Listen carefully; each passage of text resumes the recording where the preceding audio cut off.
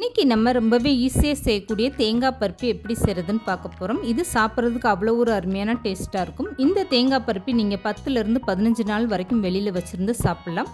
Hello friends, welcome to சமையல் delight.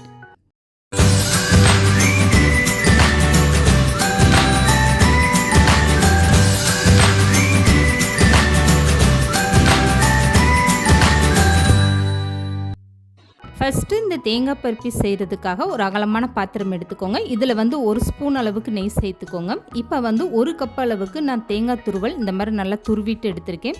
மேலே இருக்க அந்த கருப்பு தோலை நீக்கிட்டு இந்த மாதிரி நீங்கள் தேங்காய் துருவலை துருவி எடுத்துக்கோங்க. எனக்கு 2 தேங்காய் கரெக்டான அளவாக இருந்தது. இப்போ இந்த தேங்காவை இந்த மாதிரி நல்லா பொடிசாக துருவி எடுத்துக்கோங்க. ஒருவேளை உங்கள்கிட்ட தேங்காய் துருவல் பெருசாக இருந்தால் அதை ஒரு டைம் நல்லா துருவி எடுத்துகிட்டு மிக்ஸி ஜாரில் லேசாக ஒரு டைம் நல்லா அடித்து எடுத்துக்கோங்க.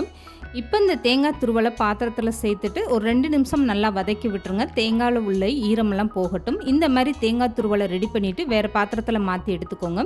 இப்போ எந்த பாத்திரத்தில் தேங்காய் துருவல் அளந்து எடுத்தீங்களோ 1 கப்பு தேங்காய் துருவல்னால் 3/4 கப் அளவுக்கு வெள்ளை சர்க்கரை சேர்த்துக்கோங்க. 1/4 கப் அளவுக்கு தண்ணி சேர்த்துட்டு ஸ்டவ் ஆன் பண்ணிடுங்க.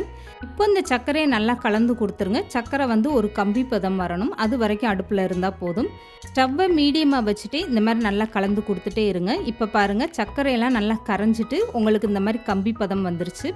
இப்போ சர்க்கரை பாக செக் பண்ணி பார்க்குறதுக்காக நீங்கள் கையில் எடுத்துகிட்டு இந்த மாதிரி கம்பி பதம் செக் பண்ணி பாருங்கள். கம்பி பதம் கரெக்டாக அந்து போகாமல் ஒரு கம்பி பதம் வரணும். இந்த ஸ்டேஜில் நீங்கள் வறுத்து வச்சுருக்க தேங்காவை சேர்த்துக்கோங்க. இந்த தேங்காய் பருப்பில் முக்கியமான விஷயமே சர்க்கரை பாகு கரெக்டாக நீங்கள் கம்பி பதம் எடுத்துக்கோங்க. அப்போ தான் உங்களுக்கு தேங்காய் பருப்பி நல்லா முழுமையாக வரும். இப்போ இதில் வாசனைக்காக 1/2 ஸ்பூன் அளவுக்கு ஏலக்காய் தூள் சேர்த்துட்டு ஒரு டைம் நல்லா கலந்து கொடுத்துருங்க. இதுக்கப்புறமா வறுத்து எடுத்து வச்சுருக்க தேங்காய் துருவலை சேர்த்துருங்க. இப்போ ஸ்டவ்வை நல்லா மீடியமாக வச்சுட்டு நீங்கள் நல்லா கலந்து கொடுத்துட்டே இருங்க. இப்போ இந்த சர்க்கரை பாகு தேங்காயெல்லாம் சேர்ந்து ஒன்றா மிக்ஸ் ஆகி இப்படி கலந்து வரும்போது உங்களுக்கு பாத்திரத்தில் ஒட்டாமல் நல்லா திரண்டு வரணும். அந்த அளவுக்கு வந்தால் தான் உங்களுக்கு பீஸ் போட்டு எடுக்க கரெக்டாக இருக்கும்.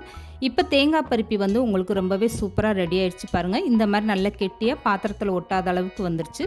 இந்த ஸ்டேஜில் 1 ஸ்பூன் அளவுக்கு நெய் சேர்த்துக்கோங்க. நெய் சேர்த்து செய்யும்போது இந்த தேங்காய் பருப்பியோட டேஸ்ட்டு ரொம்பவே தூக்கலாக இருக்கும். இப்போ ஒரு டைம் நல்லா கலந்து கொடுத்துட்டே இருங்க. மீதம் இருக்க தண்ணியெல்லாம் வற்றிட்டு உங்களுக்கு நல்லா இந்த பாத்திரத்தில் ஒட்டாமல் திரண்டு வந்துருச்சு பாருங்கள். இதுக்கப்புறமா ஒரு தட்டில் நீங்கள் நெய் தடவி எடுத்து வச்சுக்கோங்க. அந்த தட்டில் தேங்காய் பருப்பி அப்படியே சூடோடு இருக்கும்போதே சேர்த்துக்கோங்க. இதுக்கப்புறமா நல்லா சமப்படுத்தி விட்டுட்டு உங்களுக்கு எந்த அளவுக்கு வேணுமோ அந்த அளவுக்கு கனத்தில் நீங்கள் நல்லா சமப்படுத்தி விட்டுருங்க. இப்போ இந்த தேங்காய் பருப்பியை அப்படியே 1 மணி நேரம் நல்லா ஃப்ரீயாக ஆற விட்டு எடுத்துக்கோங்க. உடனே வேணும்னா நீங்கள் ஃப்ரிட்ஜில் ஒரு 1/2 மணி நேரம் வச்சு எடுத்திங்கன்னா போதும். இப்போ இந்த தேங்காய் பருப்பி ஒரு 1/2 மணி நேரம் நல்லா ஆறுனதுக்கப்புறமா நீங்கள் கத்தி வச்சு பீஸ் போட்டு எடுத்துக்கோங்க. கத்தியில் லேசாக நெய் தடவிக்கோங்க. இப்போ 1/2 மணி நேரம் இந்த தேங்காய் பருப்பி நல்லா ஆற வச்சுட்டேன். இப்போ லேசாக சூடோடு இருக்கும்போது இந்த மாதிரி பீஸ் போட்டுட்டிங்கன்னா அப்போ நல்லா ஆறி வரும்போது உங்களுக்கு பீஸ் போட்டு எடுக்க ரொம்ப ஈஸியாக இருக்கும். இப்போ இந்த மாதிரி நல்லா கட் பண்ணிவிட்டு இன்னும் ஒரு 1/2 மணி நேரம் இதை ஆற வச்சு எடுத்துக்கோங்க. இப்போ பாருங்கள், ஆறுனதுக்கப்புறம் இந்த தேங்காய் பருப்பி எந்த அளவுக்கு நல்லா கெட்டியாக ரொம்பவே சூப்பராக வந்திருக்கு பாருங்கள்.